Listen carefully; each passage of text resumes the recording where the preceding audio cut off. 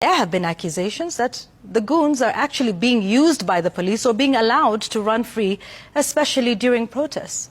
In some instances, police officers are part of the accomplices. They are compromised. You saw over the weekend that there was a police officer also greeting while smiling and laughing. One of the guys was carrying a machete and waving a panga. And the IG is in the process of ensuring that those police officers are held into account.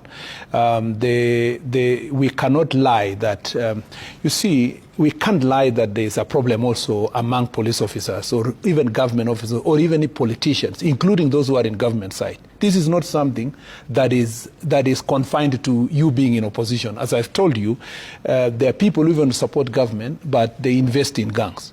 And this issue requires certain level of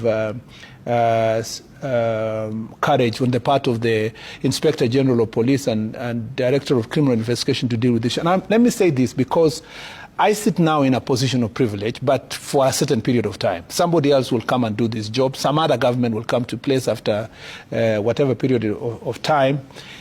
The thing is, we must confront gangs and we must agree as citizens, not whether you are in government or in opposition, that we cannot condone this issue of gangs and we cannot protect them by virtue of somebody is supporting the president or opposing the president.